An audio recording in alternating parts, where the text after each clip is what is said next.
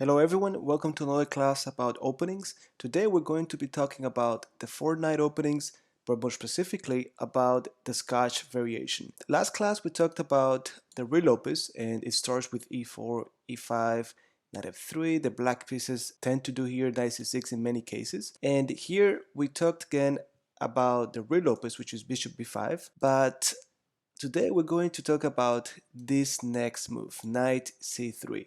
Now, when you have these three knights out here after e4 and e5, we call this the three knights opening, and it's pretty obvious. We have three knights developed.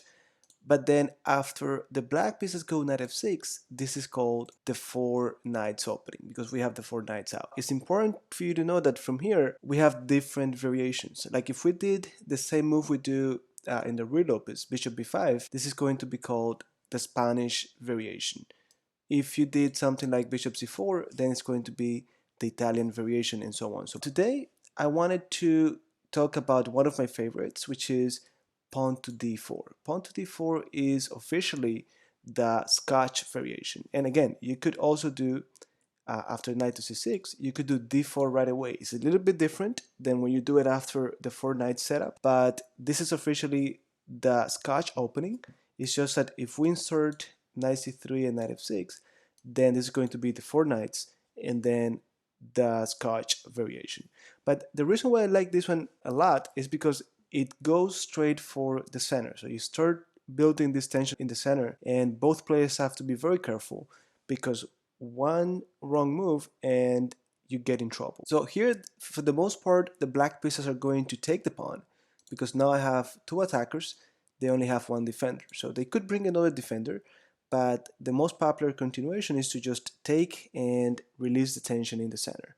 So knight takes back, and we still have the queen defending that knight in case they take. From here, again, there are a few continuations, but I wanted to just mention three of them.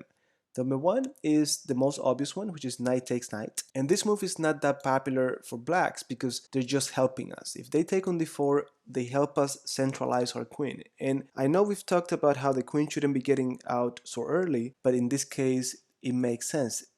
They just cannot attack the queen easily from here. If this knight was still on b8, and they could do knight c6, developing a piece and attacking the queen, then it's bad for us because we're helping them develop pieces. But from here, the queen is controlling almost the whole board, and it's hard for them to attack. They could attack with the bishop, but we just take it, and they could attack with this pawn. But even though we have to move the queen again, they're creating weaknesses. This pawn doesn't look good here. There's a weak square, and this pawn is also going to be weak. But the whole point is that knight takes d4 is not a big problem for us. The other move they could do, and this one is actually very nice, is bishop c5. So they develop a piece, they get ready to castle, and they're putting more pressure on the knight. So you see, it's all about putting that pressure in the center. From here, the white pieces could easily just take the knight or move away, but my favorite is bishop e3. So I do the same thing. I develop a minor piece, I protect d4, but even better, I'm setting up a trick. So notice how I'm putting my bishop on the same diagonal as this hanging piece. A hanging piece is a piece that is not protected. So now if they did something like castling, which is a natural move, then I challenge you to pause the video and see if you can find this tactic. It's a discovered attack, and it's going to allow you to win material. Well, if you found it, congrats. The move that I'm talking about is actually knight takes c6. I take the knight and I discover the attack of the bishop on the black bishop, which is hanging. I'm attacking that queen, so they don't have time to actually protect the bishop. So when they take, I just collect the free bishop on c5. This doesn't mean that the black pieces are in trouble. They could just not castle. They could just move the bishop back to b6 and they're going to be fine. Now if I did the same thing, now the bishop is not hanging. So if I go for it, they could just take back and they are fine. So after the 4 knights setup, I go with pawn to d4, then e takes d4, knight takes d4, and here they're not going to take on d4, they're not going to put more pressure on the knight, they're going to go for bishop b4, and this is a different story. They're actually just pinning this knight, who is the one in charge of protecting this pawn. So if I'm not careful, they might take this pawn for free. Now here the first move that comes to mind is bishop d3, Why? Well, I'm developing a minor piece, I'm getting ready to castle, and I'm protecting the pawn. But there's one problem with that move. This knight is now hanging. My queen cannot protect him anymore. So that's why before I do that move, I need to liquidate this knight. So I need to release the tension in the center, knight takes knight, and now the black pieces could take with one of two pawns. If they take with the d pawn, that's not that nice because I could take the queen, forcing them to take with the king, and now this king cannot castle anymore. It is on an open file, so I could quickly deploy this bishop and then start attacking the king. So the main line here is to just take with this pawn, then bishop d3, and now I'm ready to castle, so is the case for the black pieces. But here they decide to just go for the center, d5, and put more pressure again. So you see this opening has a lot of focus on the center, on building tension in the center and being aggressive. Yes, the white pieces I'm just going to take, because if I don't take, they're gonna take me. They take back, and now we castle the king. So they do the same thing because I'm ready to just go here and put him in check. And now we have this very interesting move. We have to develop the bishop, and if you want, pause the video and try to come up with your own move. What would you do if you were the white pieces here? You could go bishop d2, bishop e3, f4, g5, or h6, even though it's not safe. In this game, they went for bishop g5. It's a very aggressive move, sort of the same thing that they were doing to us before. We are pinning this knight and starting to undermine this pawn on d5. The black pieces did a move that I really don't like, which is pawn to h6. They're just saying, you know what are you going to do? Are you going to stay there for me to take you? Are you going to move away? Or are you going to take? The white pieces actually took, and then the black pieces here could take with the queen or with the pawn. Notice that if they take with the queen, then this pawn has no defender. So you could do knight takes pawn, and then you're attacking multiple pieces at the same time. But they actually decided to take with the pawn, which I really don't like because they're exposing the king. Remember, these pawns are supposed to protect the king. When you do this, you're opening up the king. So the white pieces should now be thinking of attacking that king. At this point, there is a very nice tactic. They did not do it in this game. Let me show you what they did. They went queen h5, which makes a lot of sense because you're getting really close to the king. The king is vulnerable, so it makes sense. But just for you to know, they had this nice move. Knight takes d5.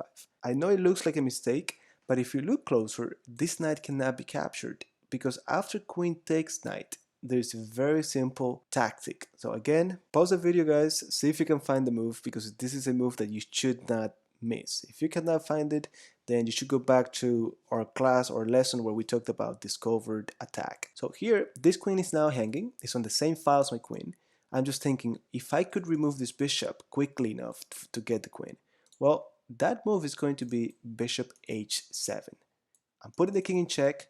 The queen cannot go anywhere, so I'm going to get the queen. So bishop h7 check, they take, and I get the queen. That's the move that the black pieces could have done. It's a very nice tactic, but either they didn't see it or they thought it was just better to go after the king. Queen h5 was the move in this game, f5, then queen takes pawn, getting closer to that king. Here the queen just needs helpers. It could be the bishop, it could be the knight, it could be the rook, whichever piece could get there the fastest. At this point, the black pieces went pawn to d4, attacking the knight, knight e2. Notice how this knight is going towards the king side, but not wasting any time. Bishop d6, knight g3, he keeps getting closer, then queen e7, and here instead of continuing with knight, which I think could be a good move, they decided to activate the rook by hitting the queen. So this is a very nice way to activate your pieces because you're making your opponent waste the move. Now they cannot do something else, they have to take care of the queen. So bishop e5, blocking the attack, but this is just another bad move. They are pinning themselves. And remember, when there is a pinned piece, you want to add more pressure to it with the least valuable piece available. So in this case, we're going to use this pawn. We attack it. Now, this bishop is attacked by a pawn. They should move the bishop, but guess what? The bishop is pinned to the queen. So this is a relative pin, and we should be able to get the bishop. They chose to just do bishop takes pawn, attacking our queen. So they're thinking, okay, if they take, I take, not a big deal, but we just take the bishop. And that's another piece that we collect. And we're still putting a lot of pressure on this king. After queen f6, knight h5. Notice how this knight was on c3 and it went to e2, g3, and h5. So if you guys understand this concept of attacking the king, bringing more pieces to help, then these moves should come naturally to you. So knight h5, queen has to move, and now a very powerful plan. The knight is already in good position, so is the queen. The bishop is aiming at the castle, but we're going to bring the rook, and this is a technique called the Rook Lift or Rook Rollover. So what you do is, this rook cannot just go here to attack the king. That's not an open file. Well, they're going to get ahead of the pawn. They're going to go Rook Lift, Rook f3, and now this rook could participate in the attack. So Rook f3, they took the knight, and that's fine. The white pieces sacrificed that knight. Now the rook is going to have the time to attack the king. So check, the king is forced to go to the h file, and now we should recognize this pattern. These two pieces on the same file, we're going to do Rook h3, and we trapped the queen. So queen takes, pawn takes. Now they have no queen, we have our queen. The black king is completely exposed the edge of the board. They have not developed all of their pieces. This should be very easy to finish. Black to move, they put us in check. We get out of the way. And guys, it's very important here, when we have to move the king, we do not want to go to squares where they could attack us again. Like if we go to h1, notice how they have a light square bishop. They could just put us in check.